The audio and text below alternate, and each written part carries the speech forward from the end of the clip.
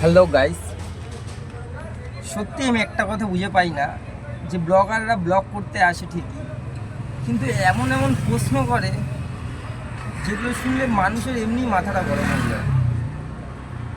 বলছে কি দিচ্ছেন, চীনাবাদাম, ছোলা, মুড়িতে কি দিচ্ছে, রুটিতে কি দিচ্ছে,